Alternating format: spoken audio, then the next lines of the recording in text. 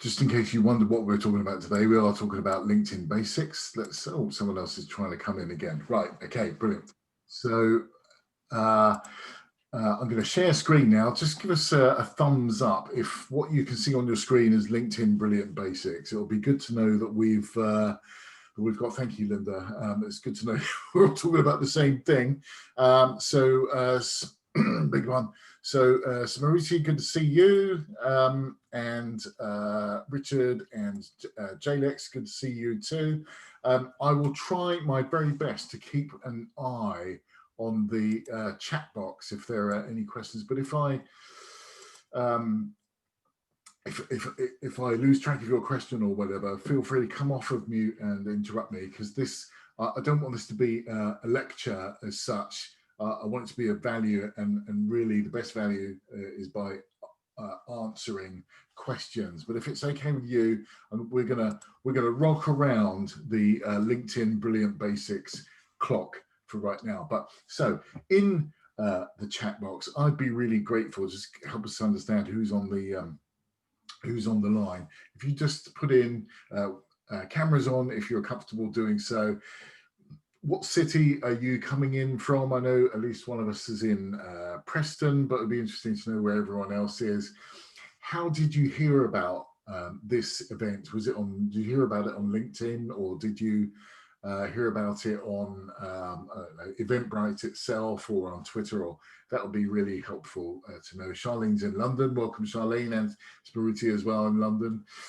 Where would you, out of 10, 1 being very low, beginner, not very confident, 10 being a LinkedIn god, and although if you're at 10, I'm questioning the wisdom of how you're spending the next hour or so, but it was really interesting to see what come in. Smriti, bit of self-publicisation from me. Okay, that's very good, but it's free, so I'm hoping there's a bit of a quid pro quo.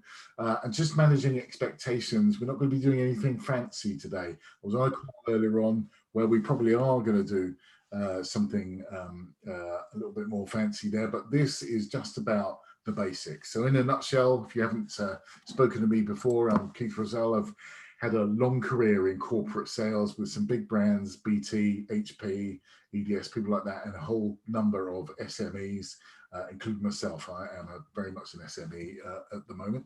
I'm now a sales trainer. I work with Aston Business School on their professional selling module, and also do a couple of podcasts, including Heroes and Villains, and talking about behaviors out of the whole COVID-19 kind of epidemic. And just in case you're thinking, Keith, this is LinkedIn, what's that got to do with sales? And I would say everything, because, and we'll get into that in more detail in just a second, but this is absolutely a valid go-to-market platform. So, right, pressing on. So we're going to cover today, why are you on LinkedIn? Just reflect on that for a second. What are you doing here? What do you want the platform to deliver for you? And then we're going to talk about populating your profile, tell your network what they can achieve by working with you. So that's more than just what you do for a living, manufacture electronic components, or whether you're a business coach or whatever it happens, a branding guru, whatever it happens to be, but how your network, what they can achieve by working through you, who that you could follow would be interesting to enrich your timeline. Searching and making connections, we're going to do that. And then for business owners or job seekers or students, we'll talk about how to get your profile a bit more noticed in that area, how to make a post, our recommendations important, and your social selling index. What is that? We'll talk about that in a second as well. And then company pages, whether they're worthwhile. Okay, right. So this is a business-to-business selling process. Some of you will be already familiar with this chart, but we start at the beginning with value proposition. What is it your customers can achieve through working with you?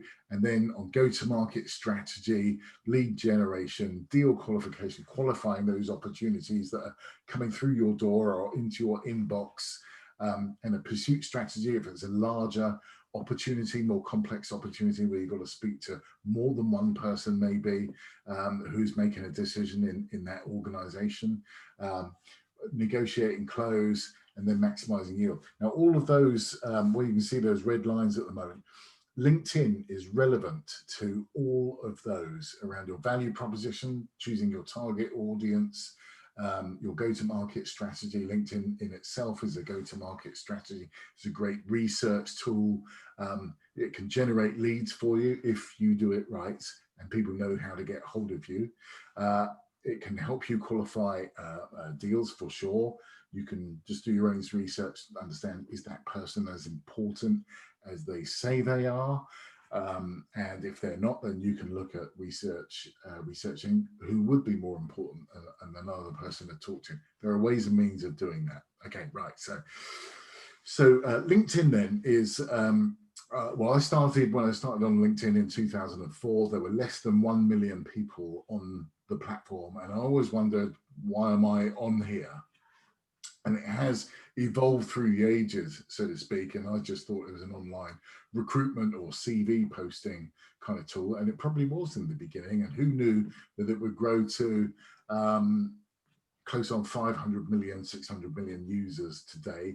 And you'll get an understanding of the distribution of those LinkedIn populations. But it literally is your window to the world, and everyone in the world that's on LinkedIn that has a profile can find you because you might be the most important person that's developing the kind of service or product that person wants to buy or invest in. So it's really important. So whatever your social media strategy is, if you're in business to business sales, I believe LinkedIn should be your number one social media platform. Now, you may have 2, possibly even 3 others in total: Facebook, Instagram, whatever matters most for your business. But LinkedIn, if you're in business to business sales, should absolutely be part of that mix. So starting at the beginning then, the assumption is you've already got a LinkedIn profile. I'm guessing, if we're not all connected, you should connect with me after this. To tell you that LinkedIn, a bit like a website, it's a living, breathing thing. It's forever changing because our careers, our customer mix is forever, our businesses are all forever changing, and we need to reflect those changes and those new strategies into our LinkedIn profile, so that when people go onto our profile, they are reading what we want to be telling them. The 3 main areas that we'll go through on profile, which is basically who you are, what you do, your experiences. That's basically how it all kind of rolls together. Now, I've put these 2 slides side by side for specific reasons, just in case, because I keep saying we're business to business, and LinkedIn mainly is a business to business platform. Excuse me 1 second. It mainly is a business to business platform, but on the left hand side of this chart, you can see some big brands, but actually they're lost in the melee, of it's really hard to make out MasterCard from Cadbury, from eBay, whatever it happens to be. There's no faces there to latch on to, relate to, or engage. And I contrast that with a similar number of faces that are as instantly recognizable in their worlds as The Guardian or Sky or whoever it is are in their business world. So you've got Bradley Cooper. The reason I picked that shot is I believe it's still the most retweeted tweet ever. It was taken at the Oscars, I think 2016.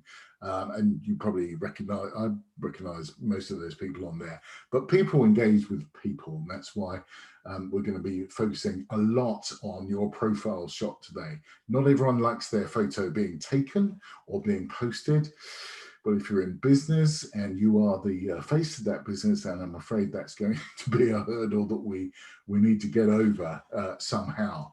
Okay, right. So majoring on LinkedIn profile shot.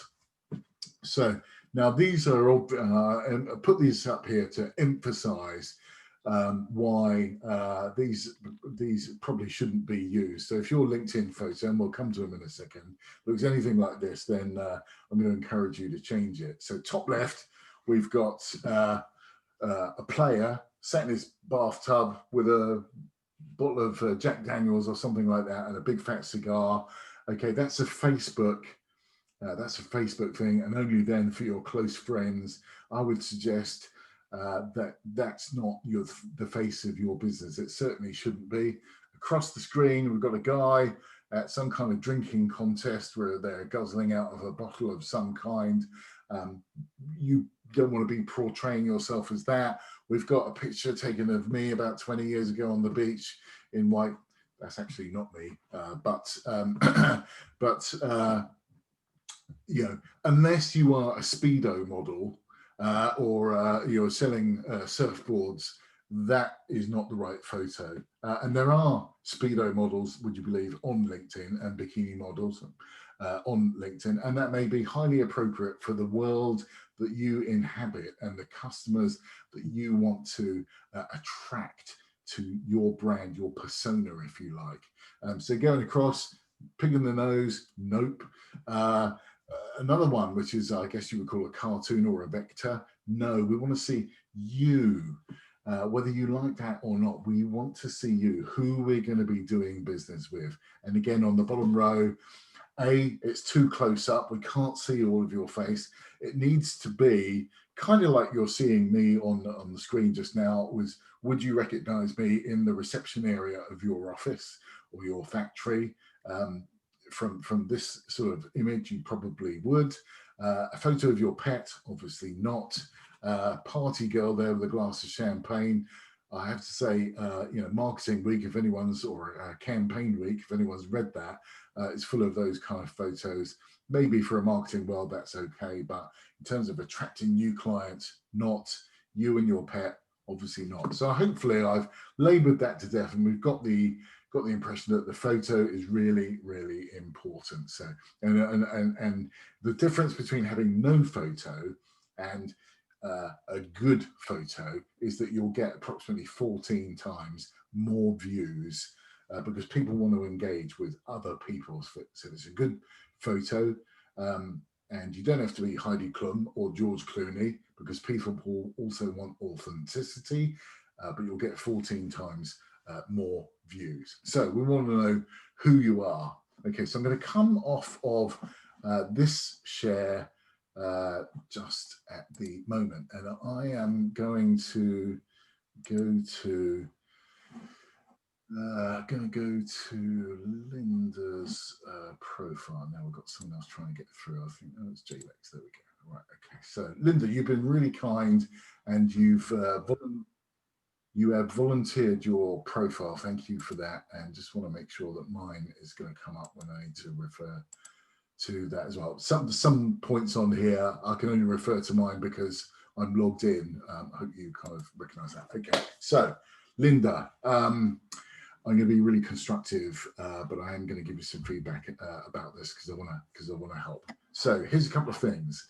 So first of all, we've got a photo of Linda. We would almost just about ticks the box of we would almost certainly recognize Linda. If I'm honest, it's a little bit too close up. We might want to kind of get just a little bit further out from here upwards kind of thing.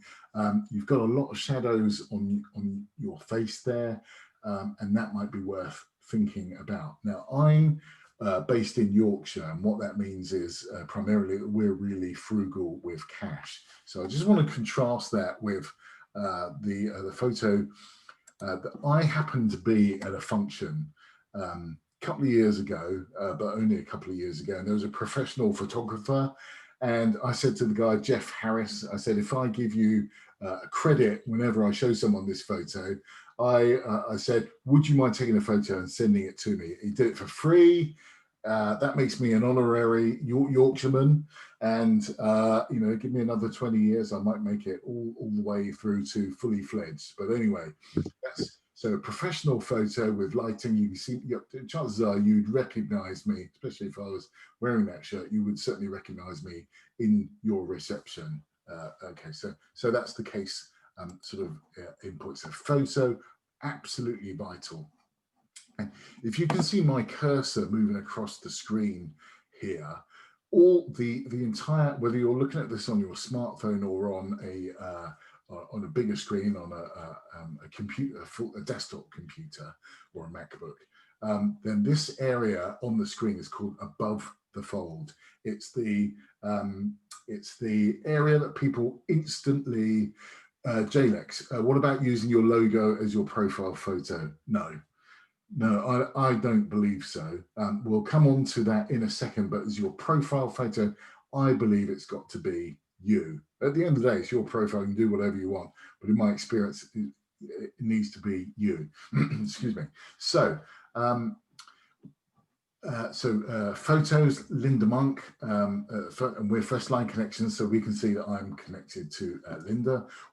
She's managing director at Monk Makes. That's perfectly valid, nice, straightforward, to the point, managing director. She's probably a decision maker, maybe not the only one, but Linda is the decision maker in her company. Now, and we can, Greater Preston area, so we know whereabouts in the UK that Linda is, and actually, especially right here, right now, I believe location within the UK is really important to people. There is something, especially in the lead up to Christmas, people want to feel like if they're going to be spending their money, whether you're consumers or other businesses, that you're in some way contributing to the prosperity of your local or regional community. So for instance, if I've got if I want to buy loads of electronic circuit boards, and forgive me if I get this wrong, Linda, but anyway, if I want to buy some electronic products from two companies, and I believe they've both got about the same quality and they've got the same values that I want to buy from, but one's in Greater Preston, i.e. the northwest of England, and one's in the southwest of England, because I want to contribute to the Northern Powerhouse, that's a selling point for me. So don't misunderstand that. And I would want to contribute to in some small way to the economic enrichment, if you like, of my region. That's me, but I'm by no means unique. So I think that's really important. We can see that Linda's got a couple of hundred connections here. Once you get above 500, it just stays static at 500 plus. So we can see that Linda makes a little bit of use of LinkedIn, but she isn't what I would call a power user. That's the very reason you're on here. This webinar, I would suggest Linda. And we can see some contact information. So if you don't mind, Linda, I'm just going to click on your contact information. No, because I'm interested to know what I put. Okay, well, let me tell you. So here we go. So here's the point.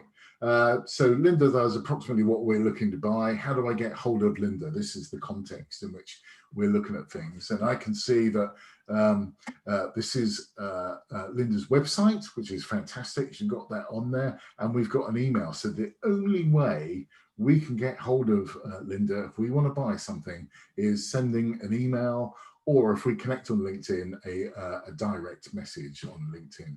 So this may be, and you may have perfectly valid reasons why you don't want to post a phone number, Linda, and I'm not going to ask for those, but if you want to be available by telephone, I would encourage you to put in your telephone number there, be it a landline or a mobile phone number, whatever it happens to be. But the more ways that this is not about you, this is about the communication needs of whoever wants to get in touch with you. So, you know, teenagers don't like talking to people. We all know that. They would rather send a text message or a WhatsApp message or something like that. And I may sound patronizing now, but in general, that is the case. I've got 4 of them, and the base case is they prefer to send messages than talk to people, unless they want money, and then the game changes.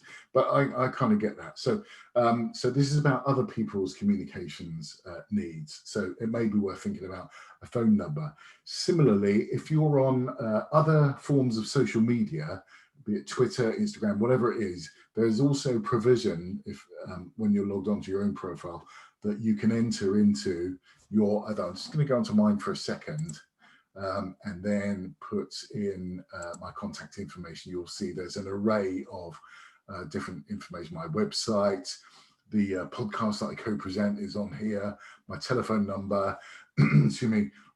I do business overseas as well, so my country code is in there, and it's really easy to get hold of me. You can follow me on Twitter, and some do. Not my main platform, but and if you want to send me an email, you can do that as well.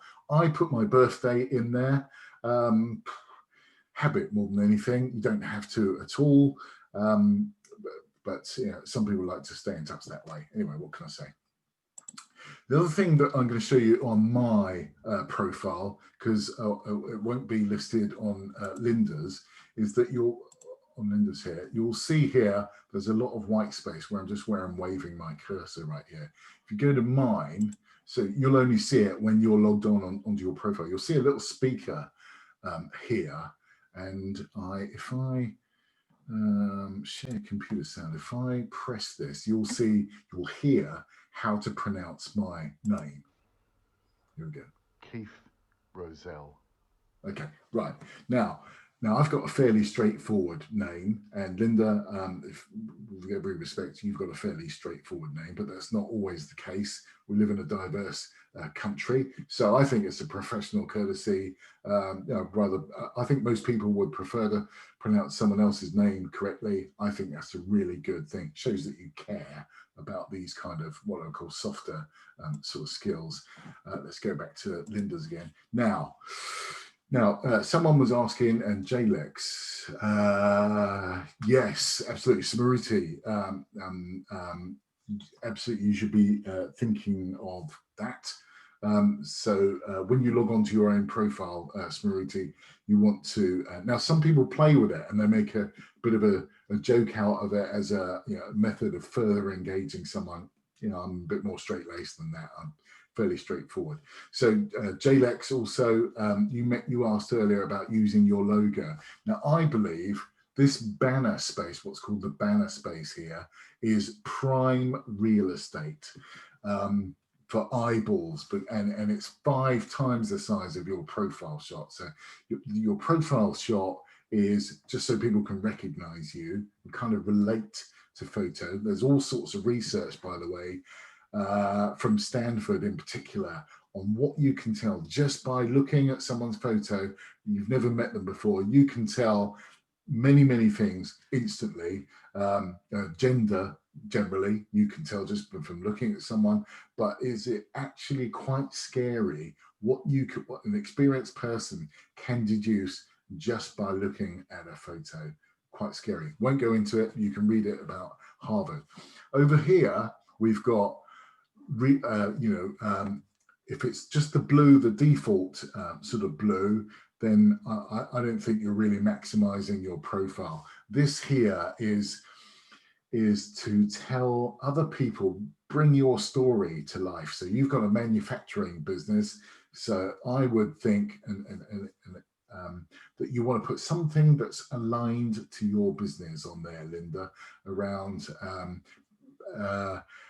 whatever's going on in the background there, perhaps people assembling circuit boards or whatever happens, but it shows what work you do. It's extra kind of selling. And if you're doing that in a COVID compliant way, and you want to, what do you want to show off to the world? Now,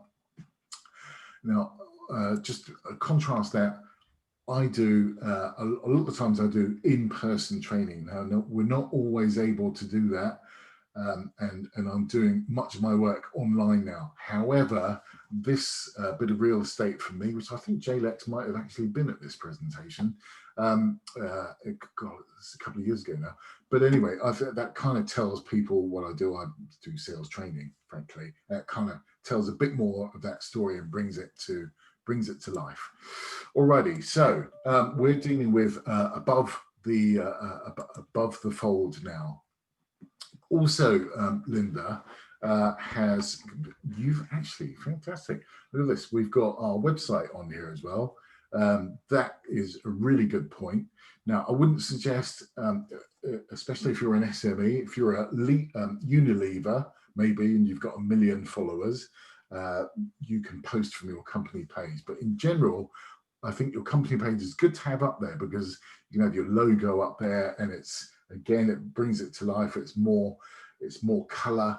But you've also been to university, you've been to Manchester University, and I am guessing that if we scroll down, we'll get to what you read at university and what class of degree, etc., etc. Now, I would say, Linda, I would say if you've got, let's say, a BA or whatever it happens to be, I would put that next to your family name there, because that tells me that Linda's educated, you would have worked hard for that qualification, and I think it adds value. It tells a bit more of the story. You can do that just by going into, I'm on mine because I'm logged in at the moment, but you would literally go to your surname. Now I've put my my company name, Sales Marvel. You could do the same, but if you wanted to do BA Honours, then you would just put it in here and save, and it will come up as your name and your qualifications afterwards. I think that's kind of, I'll adjust mine a bit later on, but back to how it was. But I think that's useful. It reinforces your you worked hard for that, so you deserve to put that next to you. Okay, right. So highlights. So we've got some connections in common here, because I'm connected to Linda, and we can both see what a small world it is and these other people that we know. And often when people connect with me, we'll have hundreds of people in common. That's useful to know. So here we've got about here. This is a chance for you to show off about you and your business. Now you've only got 3 lines here on here, Linda. Let me just go to mine, because it's a bit more populated. And on the about, and mine's a bit of a, so you can see what experience that I've got. And I talked about being above the fold, which is here, and then below the fold, which is where I've got to scroll down a bit. So I'm scrolling down, I'm seeing mine. It tells you I've got decades of corporate sales experience, which I have with these brands. It sort of tells a bit of a story in a short, in a small number of words. And you'll see here, it says see more. The goal of these 3 lines is to get people to click that button, and it gives a little bit more about my experience. It's further engaging people with my profile. So I would encourage you, Linda, to have a look at that for your own profile. So enjoying change, running my own company. It's a steep learning curve. Yes, of course, mate. No, but it still hasn't got to the point of telling us what you do. We know that you make stuff because it tells us that Monk makes, so we guess it's a manufacturing business. But exactly what and who you make it for, and what are the benefits of your product. So it's again, it's a CV almost, and the online, accessible 24/7, an opportunity to tell people about ourselves. Okay, right, so we've got about, and then we've got Linda's experience here. Excuse me 1 second. And we're going to have several roles. We can see what Linda has done. She's managing director at Monk Makes, the name of the manufacturing business, and the base. And here it tells us rapidly growing. We love companies that are rapidly growing. We love that. That's a really positive message. So some of this could be lifted and put up here in the about section, so that people see it earlier and it's further engaging.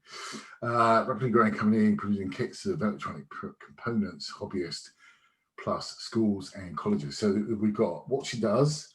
It's rapidly growing, so it's a really positive story, and a target market, which is schools and colleges. Okay, so a popular range of add-on boards for the microbit have allowed us to develop a global network of resellers, this is all great stuff. But unless I scrolled down to look at it, I wouldn't have known anything about it. So as soon as you get the chance, Linda, I would encourage you to, basically cut and paste that, because it's really well written. Cut and paste it, stick it up here so people get to see it. Now, ordinarily, I'm just going to take you mine just for a second, if you don't mind. Now, have I done anything with mine? Because they always say don't buy a mechanic's car. Nope, I haven't. Right, so we'll go back to Linda's. The ideal thing here is that you, yes, by all means, tell people what you do, but give some case studies, some examples of how you helped people. So your achievements, in other words. So if you're a brand specialist and you helped a customer turn around their brand and that resulted in doing 3 times as much business, that's an achievement. So it's much more than just what you did, it's what you achieved and what you helped them do. Underneath Linda starting her own business in 2013, we can see that prior to that, we're an underwriter, 2-person senior team. That again, that's what you did. It would be fantastic if we could see what you achieved, what difference you made, if you like, what you brought to that role, and similarly with the prior roles here around. This is as useful on your LinkedIn as it is on a CV if you're a job seeker. It's about what you achieved, or even more importantly, what you helped your clients achieve, particularly if you're a coach, because there are a million coaches in the UK, I'm sure of it. And just saying you're a business coach or something like that just won't cut it. You won't get any traction. It's got to be what you helped your clients achieve. Okay, so I thought so. So, okay, so I beg your pardon, it's not BA, it's a BSc, mathematics. I would want to see that front and center next to your surname up here. And it's a STEM subject as well, so that's really, really important. Underneath that, we've got skills and endorsements, which are important, but in terms of importance, not nearly as important as recommendations. Recommendations is really important. Now, we've got a couple, which is fantastic. And who they're from, and so it'd be interesting to know were they. So Andy managed Linda directly from back in the day. That was great. So it gave us an indication of what Linda's like to work for, what kind of work she did, and someone that you interacted with. Daniel worked with Linda at different companies. So in terms of recommendations, it would be great to get you to 10, Linda. I'll bet if you think hard enough, you'll be able to get to 10 recommendations of people that worked with you. You're building out your profile just for the moment. In fact, I'm going to go to mine simply because I'm trying to drive home the point here is that because I make a habit. Again, this is around habit forming. I make a habit of asking for recommendations. I've got a number of recommendations here. I also give recommendations where people have done work for me, and it will help people form more of a rounded view of me as a person and the kind of business that I'm working with, but also my target market. Who do I work with? What was the subject matter? Was it LinkedIn? Was it sales strategy or something like that? Anyway, so that's Linda's kind of profile up here. Yeah. Can I just ask quickly? Yeah. Some of it, well, obviously, because I have changed careers, I haven't filled in a lot of, obviously, the underwriter stuff because I don't actually feel it's relevant anymore. But do you still feel it should? It's a great question, Linda. Great question. I would, so what I would say is I would only feel, if you go back more than 10 years, 2010, let's say, I would only go back further than 10 years if what you were doing with AXA is directly relevant to what you're doing today. If not, I wouldn't worry about it. It so happens on mine, if I may, I'll show you what happens on my, I do go back quite a way because these training courses that I've been on, etc., are directly relevant to what I do today, which is sales strategy. I think it's helpful for people to know that I've been on 1 or 2 training courses and the kind of companies that I've worked with, etc., etc. So I think that probably is helpful as well. Okay, right. So back to Linda's profile. So we've done we've got skills and endorsements, and you can have up to 50 skills here. People will have direct access to 3. They'll be able to see, and they will be, ideally, they are the skills that you want to be known for now to take your business forward. Now, here you've got underwriting, general insurance, relationship management, and they're really helpful, and it's good to know that you're good at those things and people have endorsed you, but are they directly relevant to your current business? I'm guessing relationship management, depending on the context of relationship management, if that's in the context of I know how to look after customers, that's very important.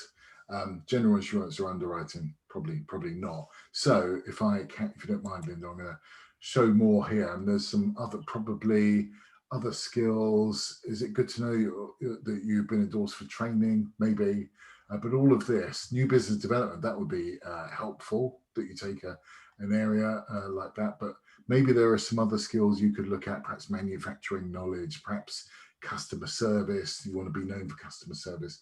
That would be really, really good as well. And there is a way of, and I'm not logged on as you, so I can't actually make those changes, but there's a way of dragging those 3 skills, the top 3 skills, whatever you decide they are, that you want to be instantly visible. You can drag those up to the top so that people will see them. And just for reference, mine are all the way down here. So I want to be known for sales, public speaking, and strategy. So those are the 3 that I show.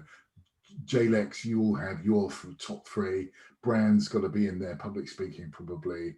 Smaruti, whatever you want to be known for, you need to be making those adjustments to your profile as well. Excuse me. Now, I'm going to have to show you this on mine too, but you can see where the About section is, which tells people more about you, me, etc. If you scroll down, you'll get a chance to, if you're making posts on LinkedIn, they will start to show up around here. And you'll have what's called your dashboard. Now you can see here it says private to you. Only you know, only you have access to your dashboard. So you can see, for instance, that I made a post earlier on this morning. It's had 900 odd views. The number of people who have viewed my profile is that number. And if I click on that, because this could be an important lead as such, is that I can see who has looked at my profile. And because I'm now I've got a basic LinkedIn membership, which the free version, in other words, which I'm guessing most of us have. That gives me the last 5 people that looked at my profile. If you have a paid for LinkedIn account, which may or may not benefit you, then it will help you to see the last 90 days of visits. You might have had 1,000 people visit you over the last 90 days. It will show them all. And so if I know Paul quite well, he's probably responded to one of my posts recently. Someone's been on from the University of Bradford. I don't know, but they might need some help selling and recruiting. And I can tell you, universities need lots of help getting people onto their master's courses and all the rest of it, because the world has gone into chaos. So someone there might be looking at me to help them for that. So if their name had come up, I would simply, I'm connected to Ryan as well, but I would simply click on their profile. I might send them a nice message. I always send a message when I reach out to people, and I would say, hi, Paul, welcome to my LinkedIn profile. Let me know if there's anything I can help you with. I currently specialize in this area. Look forward to hearing back from you. Best wishes, Keith. Not everyone responds, but many do. And it's your chance to start building a relationship. This is not I wouldn't immediately follow up with a sales pitch, because that's tiresome. I've already talked about that. but that would be really, really helpful to make that connection, especially if they're in my target audience market, which university students would absolutely be in my target market, because I work quite a lot with them. Okay, right. So that's my dashboard. Let me just go back a second. And let's go to Linda again. So we've covered all of that. And there's another there's another thing. If you are, sorry, I'm going to have to go back to mine again. If you are looking for work, and many are, this is difficult times, there is a way around your profile you can make a distinguishing mark, like you're available for more work. So if I click on here, I should be able to go to available for work, and maybe it's in another. Oh, here we go. Right, here we go. Open to work. Now here we can see the kind of job titles I might be open to. This is in terms of people procuring services. If I scroll down a bit, you can see who is this visible to. And recruiters, recruitment headhunters, people like that, have a special version of LinkedIn, and they would be able to see that I am open for work. Well, I don't mean a job by that. I mean a contractor. You know, I'm after work that's maybe, I don't know, a day a week, day a month, or a piece of consultancy work, a project or something like that. We can, who can see that? We can actually make it more public by making that assertion that I'm available for work to everyone, not just recruiters. And if I click that and save it, then you can see that, no, I'm not going to advertise it to the world, but you can see that this sort of flash has come up around my persona. Now, if that is appealing to you and attractive to you, by all means take advantage of it, and I'll correct that later on.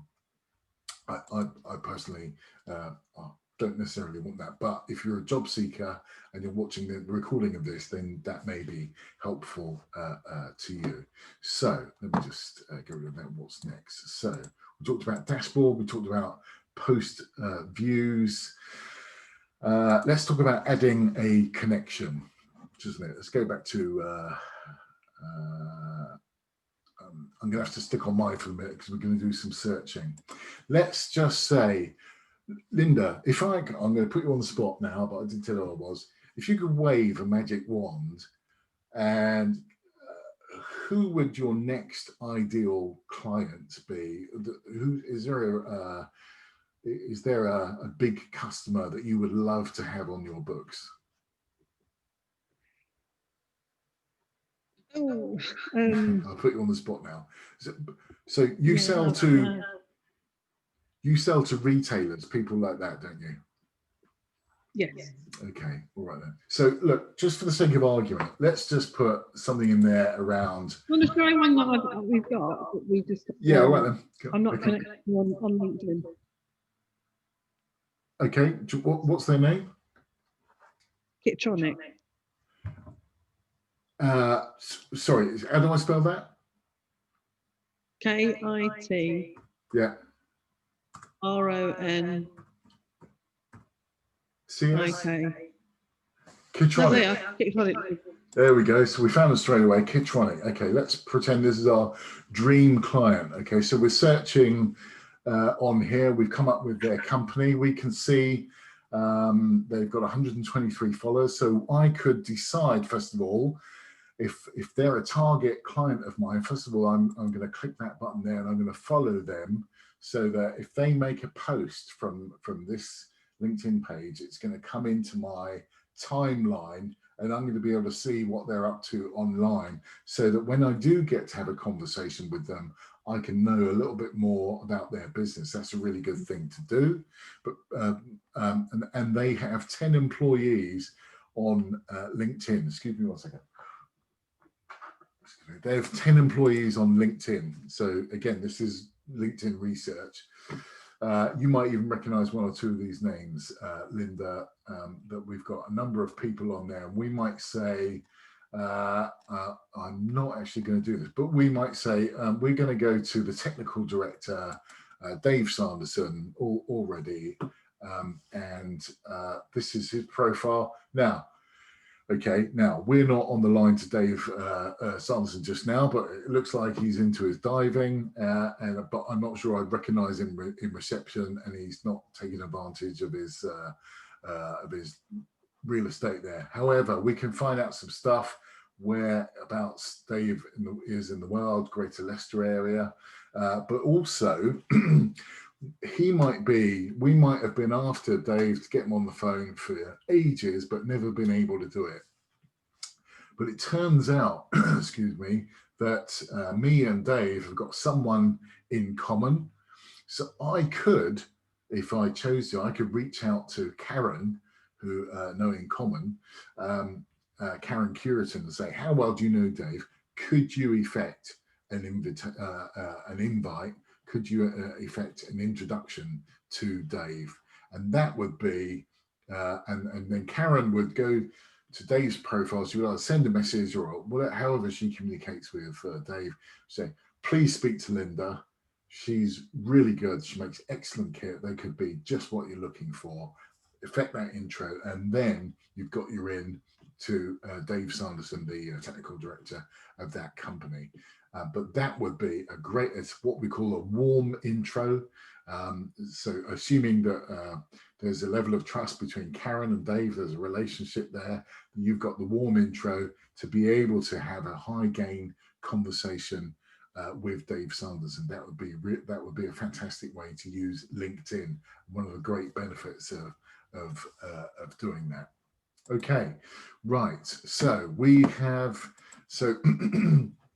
we would then either get Karen to make the introduction, or I'm not going to press the button in this instance, or I could connect directly with Dave. They've got two options here. We can either press the connect button, or if we click on more, we could, okay, he's not open to that. So I'm going to do this. What the heck? I can add a note here, an intro message.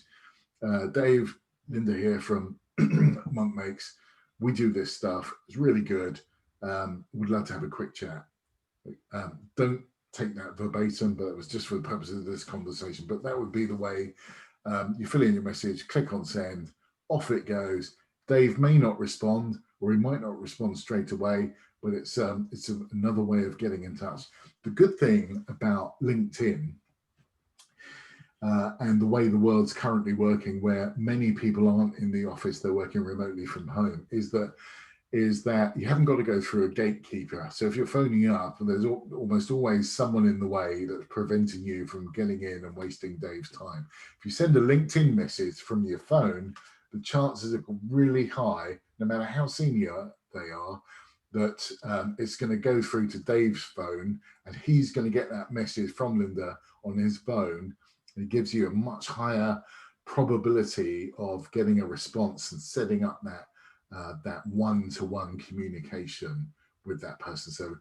So that's a way to, pivot, if you like, in the current circumstances, not use the phone, message directly, and that could get you exactly where you need to be with with your next new best contact. Okay, right. So that would be adding a connection and doing a bit of research. Let's go to creating a post just now. Let me go to my home page. I'm just going to do the basics of creating a post. Now, most people are off here, so I'm going to invite you to use your chat boxes. Is anyone here not made a post before? I am guessing, Linda, you might be one of those, but if anyone's on chat, just kind of let me know, and I'll go through. Okay, right, fair enough then. Okay, so to make a post, what do you need in making a post? You need in terms of clicking buttons, is literally start to make a post. You will have in your mind, what are you posting about? What's your point of view on a particular subject? Was it okay? So JLEX, Richard, not yet. Okay, so what's your post about? Is it going to be, I don't know, a new client success? You know, what's the broad range? You're going to have a whole different bunch of text there. You'll write your text. It needs to be gentle on the eye. It needs to be something that's going to want to, people are going to want to engage with. Excuse me. It's going to need to have an attractive image, which ideally is aligned with your message. And so you would be a bunch of text here. I would go to my photos that are on my laptop, and it might be a shot of me doing a workshop, let's just say, and I'm going to select that. It's probably going to then I'm going to click on done, and then the image will appear here. Here's my text, and I'm going to say something like great workshop. I'll check the spelling afterwards. Today, and that's my don't worry about the misspelling, it's not going to go out, but anyway, that's my text. And then if I'm going to for more engagement and more coverage, what I'm going to do is I'm going to tag, and again I'm back to basics, I hope that's okay. I'm going to tag say that Linda's on here, and I press the @ button, you can see that. And I can see Linda Monk, and I'm going to tag there.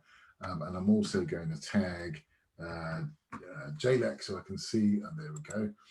And when that post goes out, you will get, if you've got LinkedIn on your smartphone, you'll get a notification that someone's made a post and they've mentioned you, and then you can engage in that post, say, yes, it was a great workshop, or yeah, Keith, you're wasting your time, I didn't learn anything, or whatever you want to say, but hopefully something nice.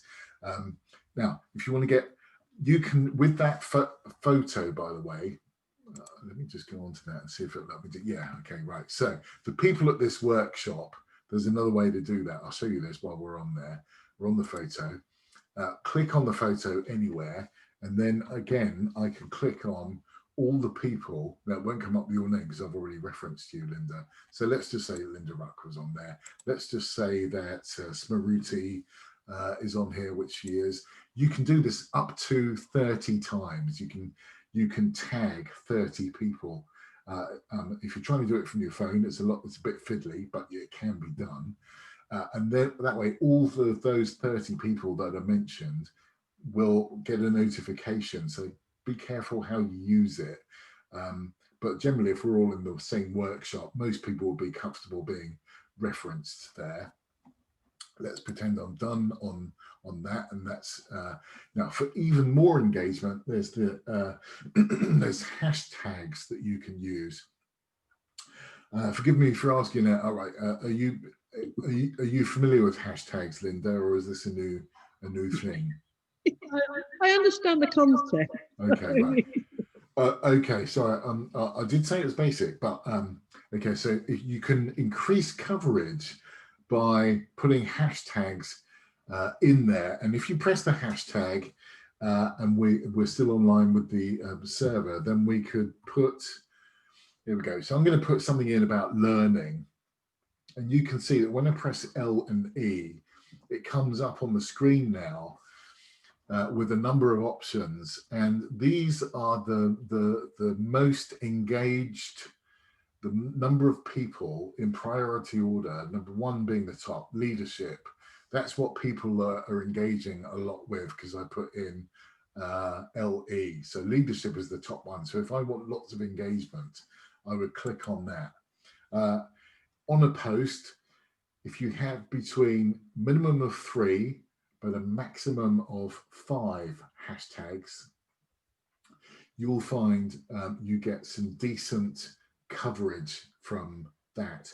But if this is the first time you've posted in a year or ever even, you're going to have to post between 2 and 7 times a week to start creating a bit of a snowball around your persona or around your profile, to get more traction, to become known. As we talked about earlier, Linda, the famous, what do you want people to believe you're famous for? You won't get that from just one post or an occasional post. So the ideal posting frequency is minimum of twice a week, and a maximum of once a day. If you post more than once a day, which some people do, I believe it pollutes your previous post, i.e., people aren't going to focus on what you said previously. They're just going to focus on your current post, and you might want to be doing that. The world's moving fast, but it's not moving that fast. This is not Facebook, it's LinkedIn. So up to 30 tags, between 3 and 5 hashtags, and you will get some decent coverage then. And if your words are well written and your profile was really well written, Linda, it's just slightly in the wrong order, and you'll look at that, I know you will, and the imagery is attractive and relevant, then you will get engagement, and then repeated engagement, as we talked about earlier today, over time your persona, your online profile will become a magnet. You just want to make sure that the content you're putting out is relevant to the target market, your target audience that you're looking to attract. Okay, so we've searched, we've got contacts, we've made a post. Is there anything else? Groups, FAQs.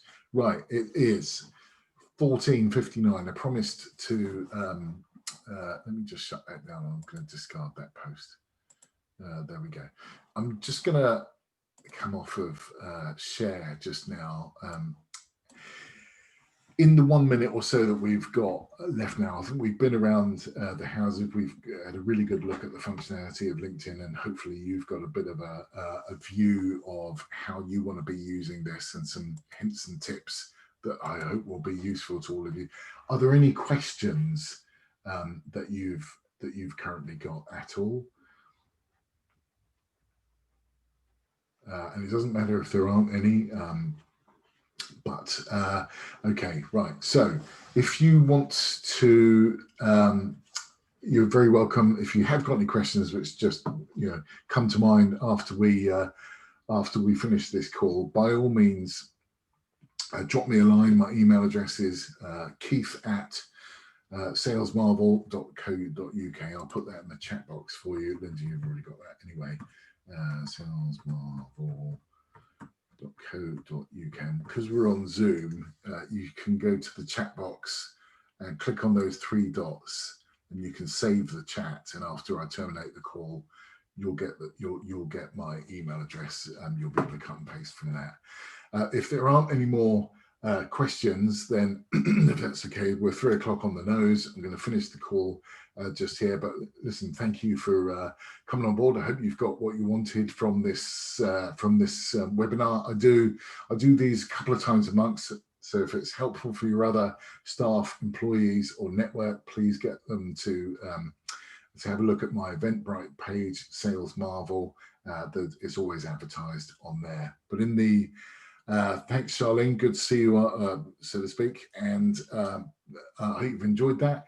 I will. This has been recorded. I'll send a link out a little bit later on with the recording on, just so if you want to replay it for whatever reason that might be.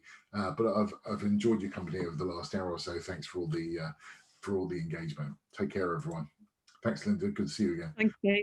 You're welcome. Thank you. Bye. Welcome. Take care. Bye now. Bye.